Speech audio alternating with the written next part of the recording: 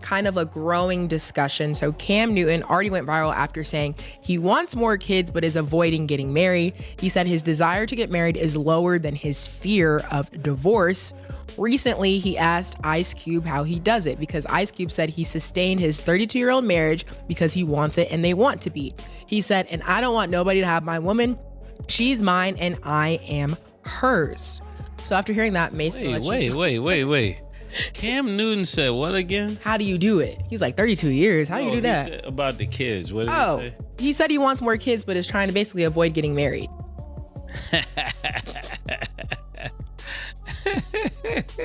What are your thoughts? You want more kids? How many you have already? Let me check, because I don't even know. You said the taxes is the child support is low out there. That's what 8 you told kids, me. 3 baby mamas. You said 3? That's why I started laughing. $350 a joint, you told me. 300. What? He only have to pay $300 in child support, right? Well, he has 8 kids, 3 baby mamas. It's not in Atlanta though. It could be in Atlanta. I ain't gonna lie to you. I don't know, Killer. What do you think? You want more kids? I don't know what one got to do with the other. Say you want to get married, okay, you want to have kids. How's that correlate? He said he want the kids without the marriage. You don't want the Yeah, so why? Go ahead. Financial. Go ahead. Listen, see, that's the whole thing. It costs more if you have kids when you're married. That's why you got. It don't work out. That's a good point, and the whole thing That's is you got. You gotta, you gotta have a. See, that's the thing about it's when you got a weak pullout game. Pause.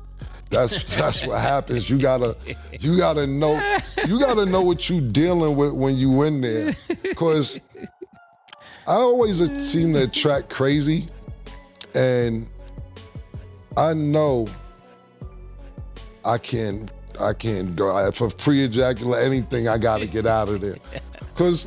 Look, let's be honest. Because you know. Ass laugh. Because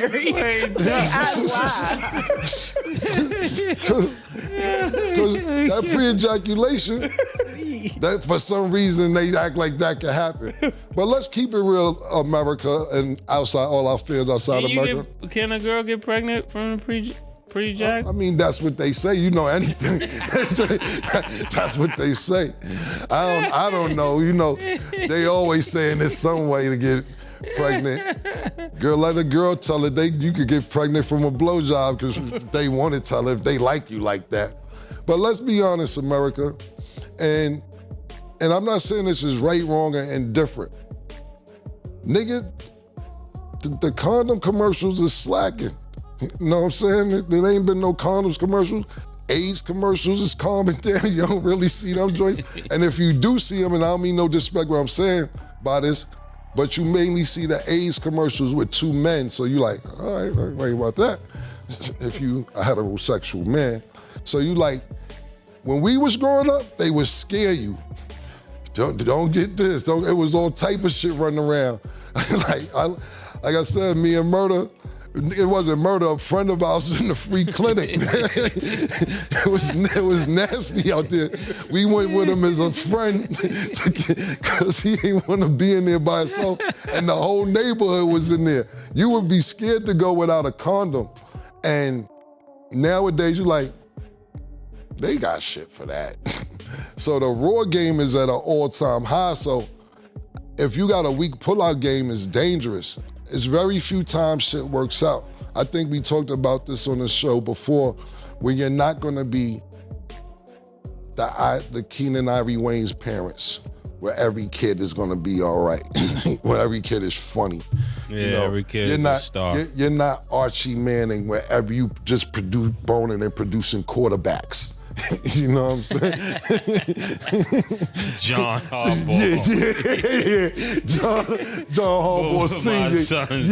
Yeah, exactly. So it's not always going to work out for that. So I get what Cam Newton's saying, and then it's different situations too. I don't know his religion. When it's your religion, certain things go hand in hand. I don't know what his religion is, so I understand that what he's saying if you a certain religion and you have to get married to have children. If you out here freelancing like me, I believe in a high power, I believe in God, but I'm not assigned to a certain religion, so I go raw at time to time. You know what I'm saying? I just been able, you know, your murder, you know my protection? What? That's how I sleep and do it. Thank God. Don't forget. Don't forget. Don't forget that. Yo, Stat, kids go raw in college still like, yeah, they out there. Got them diseases in college. They got. It's bad, especially in Tallahassee. Yeah, man. That shit running rampant down there in Floridians, kids on Floridians, and be careful down there. You know what I'm saying? And I know what I say, a lot of times when I be saying shit, this comes across funny because I'm very blunt on how I say things. But this is, I'm not really joking. It's really no like a lot of AIDS commercials. Like when me and Mace was growing up, I'm sure this was every other commercial because you had people really dying. Like, when you had people from, not necessarily, my father died from AIDS. You know what I'm saying? Then you got people like Eazy-E who die, and then you see somebody else get AIDS and they die. Only person who survived such a time is Magic. Yeah. You know what I'm saying? And we were scared. You know what I'm saying? I remember these like, yo, I'm putting 2 condoms on and all that. You know what I'm saying? And I don't think that's around anymore, like scaring people. So I believe people are really having unprotected sex a lot, and it's a possibility of having kids. Now, back to Cam Newton, when he's asking Ice Cube, how do you do it? I don't know Ice Cube, but Ice Cube comes across as very militant, very about his business. And when you have a good woman supporting you with the business that you have, you don't want to lose that. Think about this. He's been married 32 years. I think I've seen his wife once in a picture. She's not out making a mess. She's not out making noise. She's not out putting your business out there. None of that. You know what I'm saying? So he's probably his manager. Right, exactly. And that counts. As far as other things outside of being positive in a public eye, everybody's sexual appetite is different. I don't know Ice Cube's sexual appetite as opposed to Cam Newton saying he wants to have more kids, but 32 years, and if Ice Cube's been faithful that whole 32 years, because you don't hear rumors of him, you know, we sit here and hear about Bill Cosby from 1972 slipping bitches, Advil and they shit. Everybody, and I haven't heard nothing about Mason either. Thank God, it's my brother. But I'm just saying in general that it's a testament, because when you're in the limelight like that, it's not easy. It's not easy. And when you're a regular nigga, it's not easy. Yeah. So I'll give Ice Cube a lot of credit, and I give his wife a lot of credit because they're not messy, they're not in the public, everything. And maybe when he goes home, she got a blonde wig on some nights. Maybe she's somebody else. you know, maybe she come down with the fishnets on or something. You know what I'm saying? I'm saying, murder that. You know what I'm saying? Because you gotta keep a nigga interested. You know what I'm saying? Like, what are you gonna do to keep a nigga interested? That's the real question. You know, I was asking Mace, that's why one time when we was up here, and I said, I forget the exact dialogue, I said to Mace, I said, Mace, I'm gonna leave you out of it because you can't relate to this. And he almost caught an attitude and be like, what you mean I can't relate to it? I'm like, yo, I said you can't relate. He like, how you know I can relate to it? Maybe because I know you since you was 10 years old. Maybe that's the reason I know what you can relate to. But I asked him a question previous to me saying that, is because I remember Kurt Franklin was like, he's addicted to porn and he was going crazy. So I was like asking him questions, and I asked him questions from time to time, not on the air, about certain things pertaining to religion, because I don't ever like to act like I know more than I know. I'm a kid. When there's something I don't know, I don't care if it's about cars, mechanics, librarian. I'm a 3-year-old. Tell me like I'm 3 years old. Explain it to me. And I guess whatever Kurt Franklin was doing wasn't right. And he's like, about porn or whatever. And I'm like, his wife drove him to that. you think Kurt want to be admitting he has a porno problem? He don't want to admit that. think his wife drove him to it. I don't want to say, don't disrespect. I want to say she drove. How do you think she drove him to it? When you get over a certain age, right? Yeah. And I don't know Kurt Franklin's life growing up or where he grew up at or anything like that. Growing up in New York in the inner city, you don't necessarily have to be a superstar. There's so many different females that you probably have sex starting at 13, 14, and I'm being nice, 13, 14 years old, 12, you know, maybe 9, you catch the right auntie, your man aunt think you gonna have a future, she's 16, you know what I'm saying? You never know. But what I'm saying is, once you get a certain age, for me, over 40, a lot of it's mental.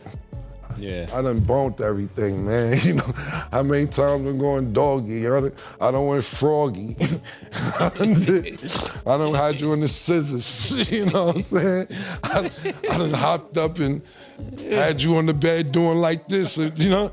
So a lot of, for me as a male that's been lucky enough and privileged enough to experience different women, and I'm saying that to know what I want, it's mental. So I seen a comedy sketch, God bless the dead, Patrice O'Neal. He said, everything with me gotta be like kinky. He said, I can have a good time now just going to the mall and watch bitches try on sneakers and it turn me on. He said, I just sit there in front of Foot Lockers and look at this bitch. Because you've done a lot, not saying that you're not interested in girls. I see Dion Cole say this. He's like this.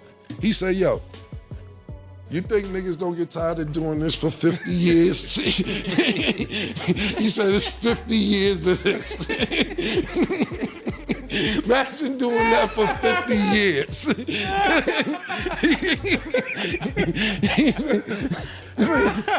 He said, nigga, Dion Cole said, we just bone girls so they don't leave us. And I'm not there yet. I'm not where he's at. But, you know, interests me a little bit when I get in the house. So Kirk Franklin, for him to admit that, it's like, yo, man, your bitch come in, you come in your house and you're not used to seeing your wife doing, and then she got the booty shorts on tight, she never do that, and she just cooking, acting like nothing going on. You like, oh, all right. This is what we doing tonight. All right. So pardon me, Kurt, no disrespect. I didn't mean she drove you that, but you have to keep a man's mind stimulated sexually as well after a certain age. That's just my opinion. Cam Newton, I understand your dilemma, and Ice Cube probably is the best person to ask that question to. So can I ask you a question? Absolutely. Do you think that people, why is Larry laughing? Do you think that people have lost the desire to get married, and do you see yourself getting married? Well, for me, personally, marriage is a business to me. So it's a few things, right? If you ask for a prenup, you being disrespectful. What you mean a prenup? I want a prenup. I don't need your shit. Then what's the problem? I don't understand being disrespectful for a prenup. You don't get a prenup. From Cameron Giles, a piece of paper don't define my love. Why we gotta go sign at the courthouse and do all this other shit? and then after that, shit don't go right, you sticking me up for shit that you didn't come in here with in the first place. You came in here with a JanSport. Now you want half my closet space. Yo, why I can't drive the Bentley? Yo, you came in here with a JanSport and a duffel. I'm paying the bills. What kind of duffel? A hockey bag. You know what I'm saying? So the answer to your question is that, to me, it's just business. You don't want to sign a prenup. If you get a girl and you be like, sign a prenup, like, then I'll sign a prenup. Like, okay, there we go. But then you got to think about it like, you really gonna kick me out? Because if it don't go right, it was my house. It was my shit. I'll make sure you good. You ever see that movie, is it Think Like a Man? And the nigga was cheating on Jill Scott. And he said, yo, I'll give you the vacation home. I'm put some bars on the window. It's a little rough around there. It's like, it sounds ignorant and it sounds fucked up. But in a realistic way for me, I just don't think marriage is for me because it's too business-like. If, like, for me, I tried to keep it real with my high school sweetheart and stay with her when I first got a record deal. But she didn't like music. She didn't like me doing videos. She didn't care what Mace was doing. She didn't care what she didn't see that. She seemed like, well, that's good for him. You know, it's one of them situations. Look at Dame Dash, good for them. I'm not, and kind of music career drove us apart because some birds' feathers are too bright to be caged. And I'm one of those, you know what I'm saying? Bars today. You know what I'm saying? That was Thank you. Yeah, you can't, you gonna mess and make a nigga miss out great. I remember after my first album, my album went gold, but I wasn't making any money. And then my second album went gold and I wasn't making any money. And I was like, damn, I got some money. And I went and looked at some houses in Wilmington, Delaware. Shout out to Wilmington, no disrespect. And I was like, what I'm gonna do after I spend this on house? I felt like I was in a witness protection program. Like, what I'm gonna do, get a minivan and buy groceries twice a week? And like, I don't know, I didn't have a plan. I'm like, nah, I'm gonna just go scratching and survive good times back in Harlem and try and figure this thing out. And thank God that it ended up working. But marriage to me is a business. If it don't go right, then the other person is you in court, you giving up half your money, especially then you gotta think about it. If I lived in California, I'm saying we gonna get married in North Dakota, because California, automatic half. Immediately, it's not even discussion. You get half, and if you didn't come in with half, cool, but what happens is they'll say, well, we emotionally supported you. That counts, emotional support. You're just aggravating me half the time. That's why we getting a divorce. You think it was emotional, you was stressing me. I don't like marriage because it's a business. Sorry, Stat, just giving some of my reasonings behind it. But if you find the right lady, I believe that that's dope. Me personally, I'm not against polygamy. You know, if I like girls who like girls. I like to watch girls with girls and then join in. You know, it's art to me. I'm looking at art when I'm looking at females together. And when I say polygamy, without the paperwork, you know what I'm saying? Cause What's the paperwork? Cause polygamy or polyamorous, however you pronouncing it, sometimes they get married and then I'm the first wife and the second wife. Not technically, not legally. You ever used to watch that show, Big Love? It's HBO. You can check it out, it's still on demand. It's really dope. It's a Utah polygamous family. But they're one big unit. There's 3 houses connected. They have turns every night, but they're not together. The women aren't together. And I think I said this on the show too before. Yeah, I did, because Stat finished the show with it. I don't want filet mignon every night. Turkey and cheese once in a while.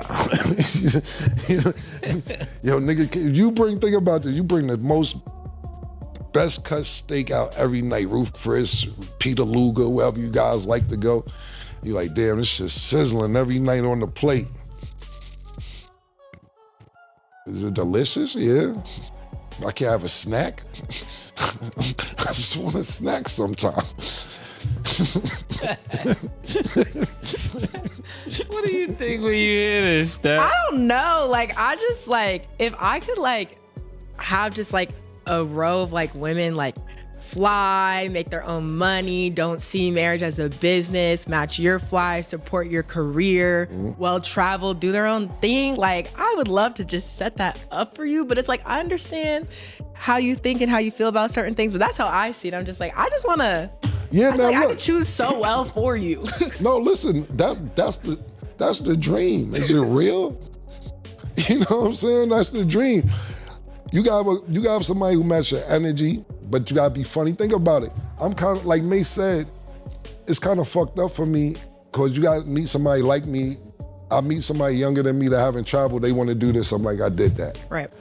Yo, let's go to Brazil. Well, what to Brazil? It's dangerous too over there, man. It's not just, it's beautiful. It looks, it gets, wow, you ever see City of God? Shit is crazy over there as well. You're always spoiling it. So I get what you're saying. Like I haven't watched the whole episode. I see half of it. My flight took off. And when I heard your mother talking, I'm like, she from the old school.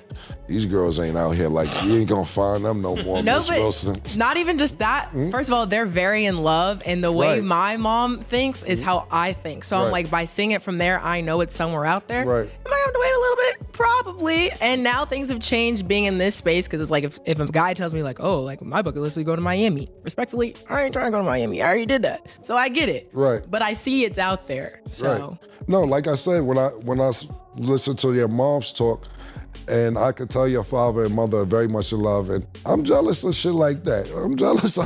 I wish I could think like that. You know what I'm saying? But they met in a different time, in a different era. You know, I was watching, there was a clip that came across YouTube, Murder, a few days ago, and Farrakhan was like, now these girls are in the ass shaking contest. He said this on a podium. He said it ain't the brain moving contest, it's the ass shaking contest. And you trying to win.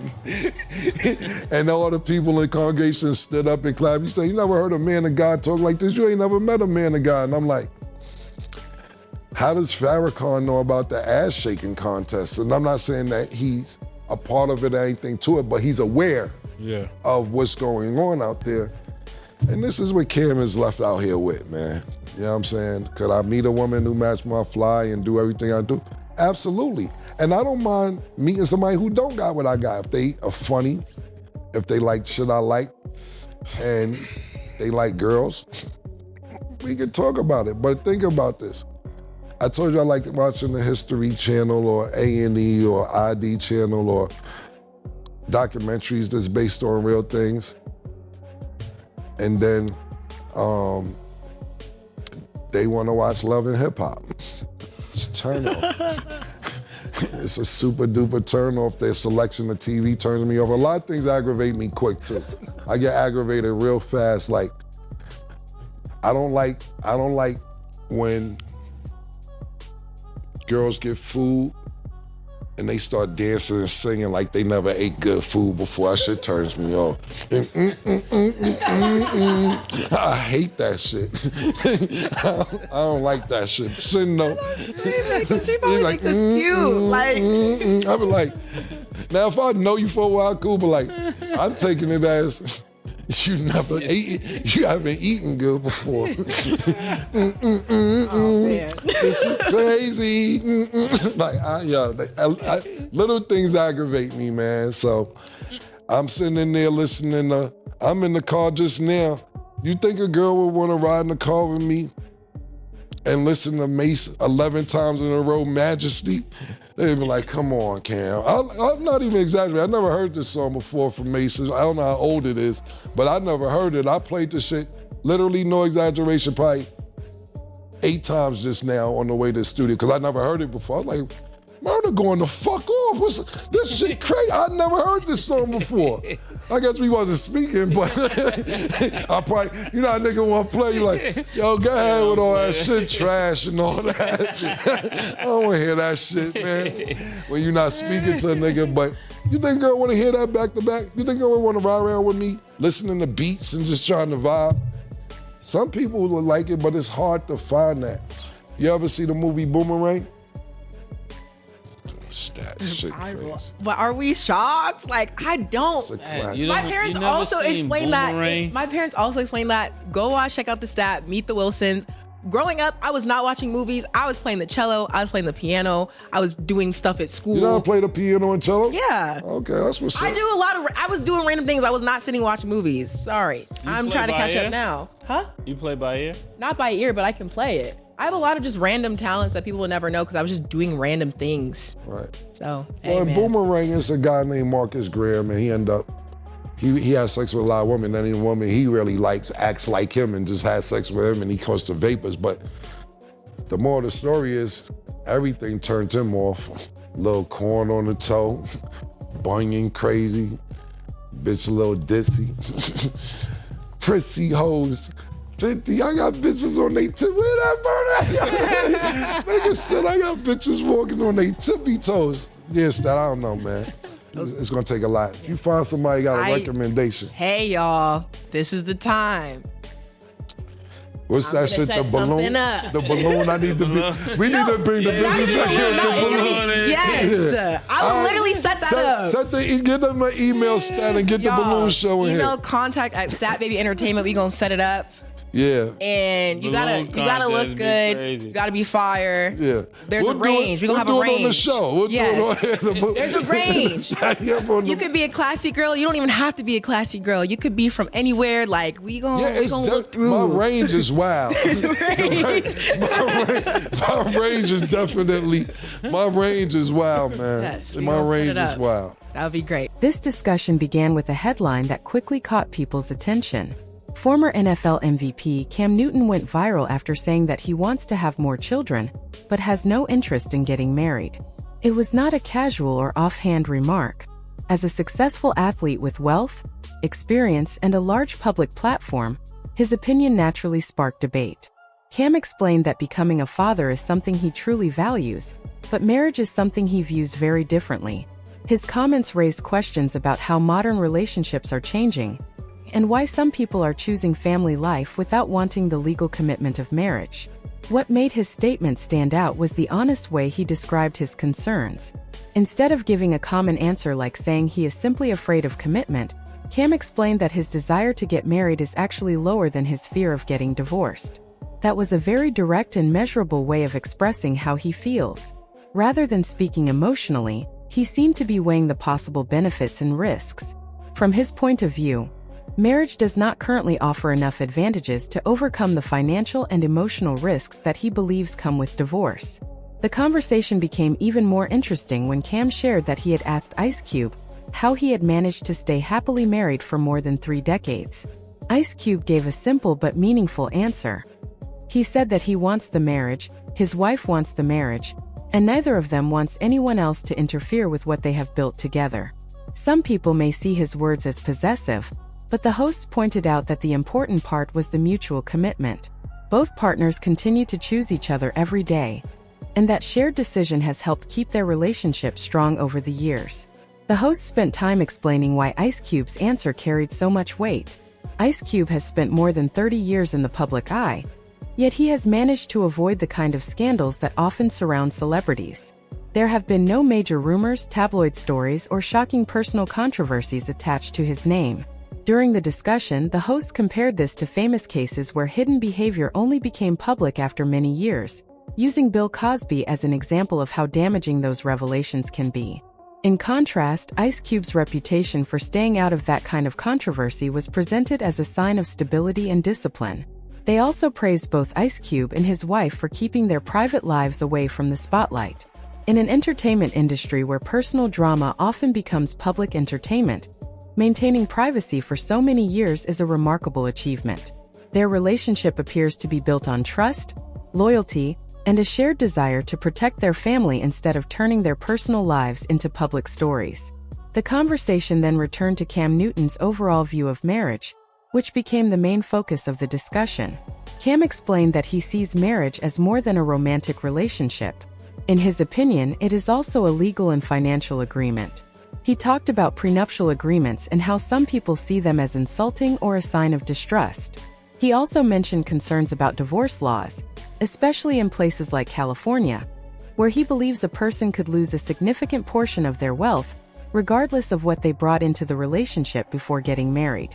He argued that emotional support given during a relationship can sometimes become part of legal arguments during divorce proceedings, leading to financial settlements that he believes are unfair. Cam also connected these beliefs to his own personal experiences. He spoke about a past relationship with his high school sweetheart and said she did not support his dreams during the early stages of his career. That experience left a lasting impression on him, and contributed to his cautious attitude about legally combining his life and finances with someone else. Whether people agree with his perspective or not, his reasoning follows a clear line of thought. He is not simply criticizing marriage for attention. Instead, he is explaining why his life experiences and understanding of the legal system have shaped the way he approaches relationships and long-term commitment. The conversation moves beyond simply defending or criticizing Cam Newton. Instead, the hosts begin discussing a much larger issue that they believe affects many people today. They talk about how public messages encouraging safe sex have almost disappeared compared to the past. They remember growing up in a time when television and radio were filled with condom advertisements and AIDS awareness campaigns. Those messages were everywhere and were often designed to make people think carefully about the risks of unprotected sex. While some of those campaigns felt frightening, they also kept the topic in the public eye and reminded people to protect themselves. According to the hosts, today's media rarely focuses on those subjects anymore. They believe this change has had real consequences. Without regular reminders about safe sex, many people seem more comfortable taking risks without fully thinking about the possible outcomes. The discussion connects this idea to the earlier conversation about marriage, relationships, and having children.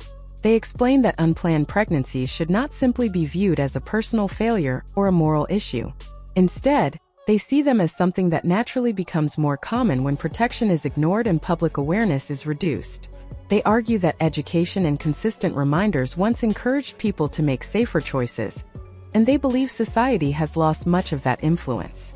The conversation then shifts to a more personal and sensitive topic when Kirk Franklin is mentioned.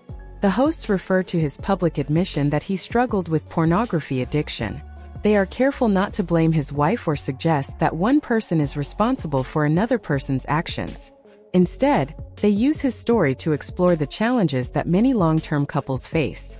They discuss how keeping intimacy alive over many years can become difficult, especially as people grow older. Physical attraction still matters, but they believe emotional connection, mental stimulation, and genuine friendship become even more important with time. One of the hosts openly shares his own experience, explaining that at this stage in his life, he is often drawn more to new ideas, meaningful conversations, and a strong mental connection than simply physical appearance. This leads to a humorous reference to a comment comparing an entertainment-focused competition with one that rewards intelligence and thoughtful conversation. Although the joke makes everyone laugh, it also highlights a serious concern. The hosts wonder if modern culture celebrates physical attention and social media popularity more than qualities like wisdom, character, and meaningful communication. As the discussion comes to an end, it becomes even more personal. One host describes the kind of relationship he hopes to have. He says he wants a partner who is independent, financially stable, and interested in building a life together, rather than treating marriage like a financial agreement. He dreams of being with someone who enjoys traveling, laughing, sharing experiences, and growing together as equals. He believes that a successful relationship should be built on mutual respect, trust, and shared goals instead of fear or legal concerns. He also admits that finding the right person can be difficult. In his opinion, younger partners may not always have the same life experiences, making it harder to relate to each other or share similar priorities. Despite these challenges, he remains hopeful. He points to his own parents as proof that lasting, genuine love is still possible. Their long and faithful relationship reminds him that strong marriages do exist, even if they seem less common today. In the end, the conversation becomes much bigger than Cam Newton's personal views on dating and marriage. His comments simply open the door to a wider discussion about how many men, especially those in the public eye, are rethinking the benefits and risks of marriage in today's world. They are trying to balance emotional happiness with financial and legal concerns, while deciding whether the traditional idea of marriage still fits modern life. Cam Newton started the discussion, but the example of Ice Cube's long, steady marriage gave the conversation a sense of hope. His decades of quiet commitment serve as a reminder that lasting love is still achievable, even if it has become harder to find.